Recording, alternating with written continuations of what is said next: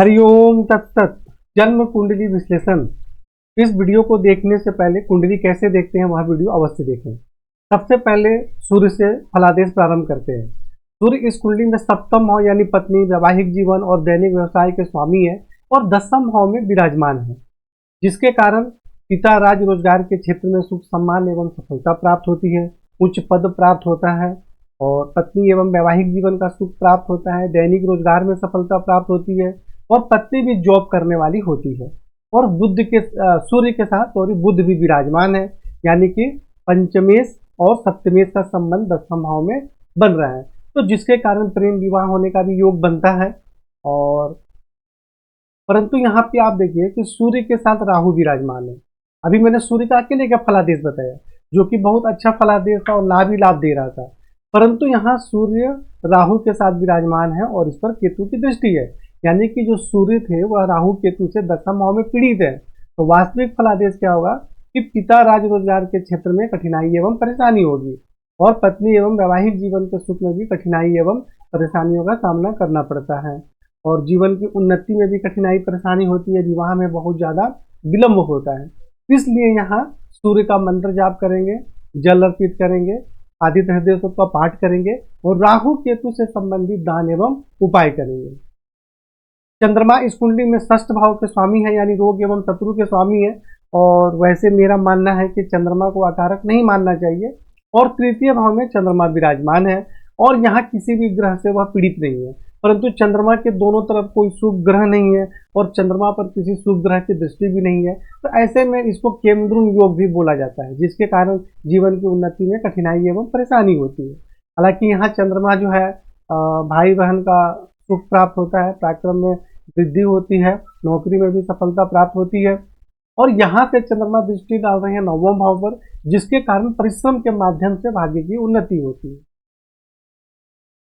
मंगल के विषय में चर्चा करते हैं तो मंगल जो है इस कुंडली में तृतीय भाव के स्वामी है और दसम भाव के स्वामी है, यानी तृतीय भाव अर्थात पराक्रम भाई बहन के स्वामी है और दसम भाव पिता राज रोजगार के स्वामी है।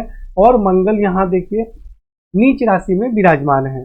मंगल जो है वह 28 अंश के नीचे जब तक रहते हैं तब तक नीच माने जाते हैं, तो मंगल 3 अंश के हैं, परंतु एक नियम यह भी है कि यदि मंगल जो है वह अगर वक्री हो जाए, कोई भी ग्रह, मंगल या कोई भी ग्रह अगर नीच राशि में वक्री हो जाए तो उसका नीच भंग हो जाता है, परंतु यहाँ मंगल 3 अंश के हैं।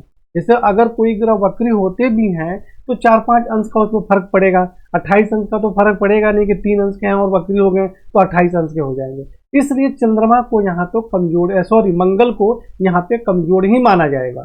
तो पहली बात आपकी मंगल जो है यहाँ पे कमजोर है चंद्रमा के घर में और इस पर राहु की दृष्टि भी है और इस पर शनि की भी दृष्टि है, देखिए दोनों की दृष्टि है।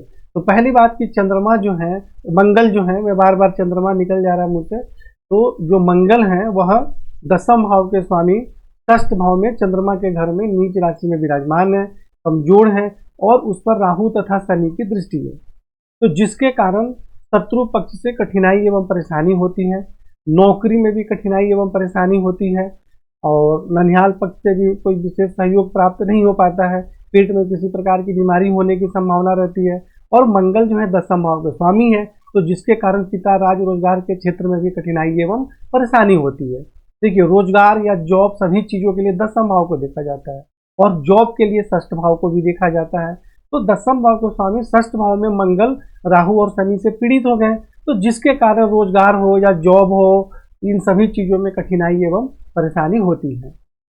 और यहाँ से और मंगल जो है छोटे भाई बहन के स्वामी भी हैं और पीड़ित हो रहे हैं, जिसके कारण भाई बहन के सुख में भी परेशानी एवं मतभेद तथा कमी होता है।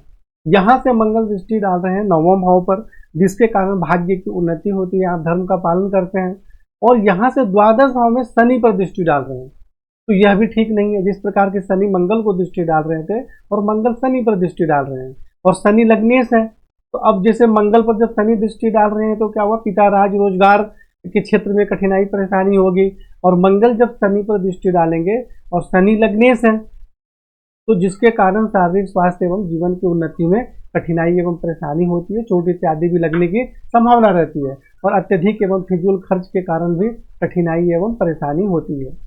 लग्न में दृष्टि के कारण भी शारीरिक स्वास्थ्य से संबंधित परेशानी होती है, परंतु ऐसे व्यक्ति जो होते हैं निडर भी होते हैं, हिम्मती भी होते हैं और कुछ उग्र स्वभाव भी होता है।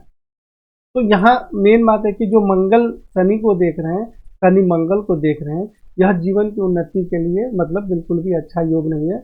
और इससे संबंधित मैंने बताया कि कई प्रकार की परेशानी होती है और मंगल पर राहु भी देख रहे हैं। इसलिए यहाँ पे मंगल और शनि दोनों से संबंधित जो आपको उपाय बताए गए हैं वह उपाय आपको करना जरूरी है। और उसके साथ साथ ऐसे व्यक्ति को महामृत्युंजय मंत्र जाप करना अत्यंत आवश्यक है।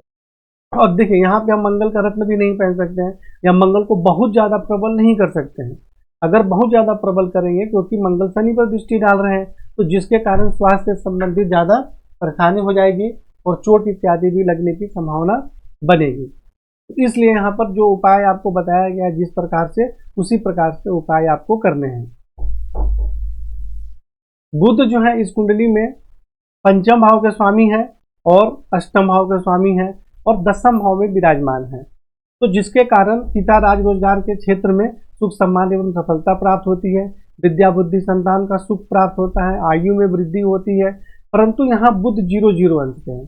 मैंने पहले क्या बताया कि सूर्य के साथ बुध विराजमान है जिसे बुध आदित्य योग भी कहा जाता है, जिसके कारण के रोजगार में जीवन में अच्छी सफलता प्राप्त होती है, प्रेम विवाह का भी योग बनता है और पत्नी भी जो होती है वो अच्छे पद पे जॉब करने वाली होती है। परंतु यहाँ बुध 0-0 अंश के हैं तो जिसके कारण इन सभी से संबंधित लाभ में बहुत ही ज्यादा कमी होती है। तो बुध को यहाँ प्रबल करना अत्यंत ही आवश्यक है। गुरु जो है इस कुंडली में आमदनी के स्वामी है और धन एवं कुटुंब के स्वामी है और ये अष्टम भाव में चले गए तो जिसके कारण आमदनी प्राप्त करने में कुछ कठिनाई एवं परेशानी होती है, लेकिन कभी कभी अचानक लाभ भी प्राप्त होता है। और यहाँ पे गुरु द्वादश भाव में दृष्टि डालने जिसके कारण बाहरी स्थानों के संपर्क से जीवन में सफलता प्राप्त होती है और द्वितीय भाव में खुद के घर में देख रहे हैं जिसके कारण धन एवं कुटुंब का सुख प्राप्त होता है, धन का संग्रह होता है, ऐसे व्यक्ति को जीवन में धन की कमी नहीं होती है। और चतुर्थ भाव में दृष्टि के कारण माता भूमि भवन का सुख प्राप्त होता है। अब यहाँ एक बात सिर्फ देखिए, एक ही ग्रह के फलादेश को आखिरी निर्णय नहीं माना जाता है। जिस प्रकार यहाँ मंगल शनि परेशानी का योग बना रहे हैं तो गुरु यहाँ दृष्टि डालकर लाभ का भी योग बना रहे थे। जिस प्रकार चंद्रमा यहाँ भाई बहन के सुख में कोई विशेष परेशानी का योग नहीं बना रहे हैं, लेकिन मंगल यहाँ पीड़ित हो जाकर भाई बहन के स्वामी उसमें परेशानी का योग बना रहे हैं। तो इसलिए दोनों ही मतलब सभी ग्रहों के फलादेश को देखकर आखिरी निर्णय लिया जाता है और जहां भी परेशानी का योग बन रहा है हमें उससे संबंधित उपाय करना चाहिए। शुक्र जो है इस कुंडली में सबसे मुख्य राजयोग कारक ग्रह होते हैं। चतुर्थ भाव के स्वामी है यानी माता भूमि भवन के स्वामी है, भाग्य के स्वामी है और यह कहाँ चले गए द्वादश भाव में और शनि के साथ विराजमान है। तो यह बहुत ही अच्छा योग है। शुक्र जो यहाँ आ गए द्वादश भाव में और शनि के साथ विराजमान हो गए तो ऐसे व्यक्ति की भाग्योदय या जीवन की उन्नति जन्म स्थान से दूर यानी अपने राज्य से दूसरे राज्य में या विदेश में या वहां के संपर्क से होती है और वहीं ऐसे व्यक्ति निवास करते हैं तो ज्यादा उन्नति होती है। और शनि के साथ शुक्र विराजमान है तो ऐसे व्यक्ति बहुत भाग्यशाली भी होते हैं और गरीब घर में भी जन्म लेकर बहुत उन्नति करते हैं, धन धान समृद्धि सुख सब कुछ प्राप्त होता है। लेकिन शुक्र यहाँ देखिए बिल्कुल कमजोर है, 0-3 अंश के हैं। इसलिए शुक्र को प्रबल करें जिससे कि आपको श्रेष्ठ लाभ प्राप्त हो सके। और शुक्र यहाँ से षष्ठ भाव में दृष्टि डाल रहे हैं तो जिसके कारण नौकरी के क्षेत्र में भी अच्छी सफलता प्राप्त होती है। तो शुक्र को प्रबल करें ताकि आपको जो है श्रेष्ठ लाभ प्राप्त हो सके। अब हम शनि के विषय में चर्चा करते हैं। तो शनि इस कुंडली में लग्नेश है और द्वादश भाव के स्वामी है, दोनों भाव के स्वामी है, खर्च के भी स्वामी है, विदेश के भी स्वामी है, शारीरिक स्वास्थ्य सौंदर्य जीवन की उन्नति के स्वामी और द्वादश भाव में स्वराशि में विराजमान है। तो इसका मतलब ऐसे व्यक्ति की उन्नति जन्म स्थान से दूर या बाहरी स्थानों के संपर्क से या विदेश में होती है। परंतु यहाँ पर जैसा कि मैंने बताया कि इस पर मंगल की दृष्टि है और इस पर केतु की भी दृष्टि है। तो शनि यहाँ क्या कर रहे हैं, मंगल और केतु से पीड़ित हो रहे हैं। हालांकि दोनों में अंशात्मक दूरी ज्यादा है तो उसका प्रभाव कम रहेगा, लेकिन कुछ न कुछ तो परेशानी रहेगी। तो जिसके कारण शारीरिक स्वास्थ्य जीवन की उन्नति में कठिनाई एवं परेशानी होती है। अगर मंगल केतु की दृष्टि नहीं होती तो बहुत ही श्रेष्ठ लाभ प्राप्त होता। तो इसलिए यहाँ पर मंगल केतु शनि जो भी उपाय बताया गया उन ग्रहों का उसे करना आपको आवश्यक है। अब शनि क्या अलग अलग जगह में दृष्टि डाल के क्या फल दे रहे हैं यह भी देखना जरूरी है। यहाँ से शनि द्वितीय भाव में दृष्टि डाल रहे हैं जिसके कारण धन एवं कुटुंब का सुख प्राप्त होता है, धन का संग्रह होता है। और षष्ठ भाव में मंगल पर दृष्टि के कारण पिता राज्य रोजगार भाई बहन इन सभी के सुख में कठिनाई एवं परेशानी होती है।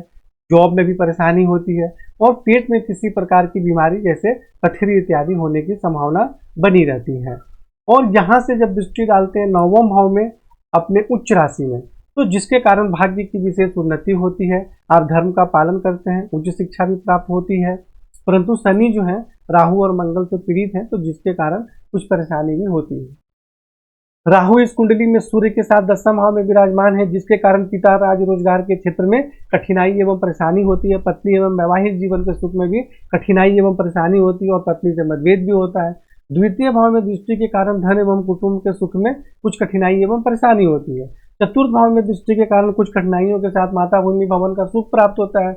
और जब मंगल पर दृष्टि डाल रहे हैं 6ठ भाव में, तो जिसके कारण पिता राज रोजगार के क्षेत्र में कठिनाई परेशानी होती है, भाई बहन के सुख में भी परेशानी होती है, नौकरी में भी परेशानी होती है और पेट में या किडनी के आसपास किसी प्रकार की बीमारी होने की संभावना रहती है। तो राहु से संबंधित दान एवं उपाय करें। केतु चतुर्थ भाव में विराजमान है, जिसके कारण कुछ कठिनाइयों के साथ माता भूमि भवन का सुख प्राप्त होता है। ऐसे व्यक्ति को मातृभूमि का वियोग सहना पड़ता है, यानी अपने जन्म स्थान से दूर जाना पड़ता है। यहाँ से केतु दृष्टि डाल रहे हैं 8वें भाव में, तो जिसके कारण आयु में तो वृद्धि होती है, परंतु पेट के सबसे निचले भाग में किसी प्रकार की परेशानी होने की भी संभावना रहती है। और यहाँ से जब 10वें भाव पर दृष्टि डालेंगे, जो कि सूर्य पर भी दृष्टि डाल रहे हैं, तो जिसके कारण पिता राज्य रोजगार के क्षेत्र में कठिनाई एवं परेशानी होती है। और यहाँ से जब द्वादश भाव में शनि पर दृष्टि डालेंगे, तो शारीरिक स्वास्थ्य एवं जीवन की उन्नति में कठिनाई एवं परेशानी होती है। अत्यधिक एवं फिजूल खर्च के कारण भी परेशानियों का सामना करना पड़ता है। हालांकि शनि पर केतु की दृष्टि है द्वादश भाव में, तो यह आध्यात्मिक उन्नति के लिए तो बहुत अच्छा योग है, लेकिन जीवन में परेशानी का भी योग साथ साथ में बन रहा है। तो इसलिए केतु से संबंधित दान एवं उपाय करना अत्यंत ही आवश्यक है।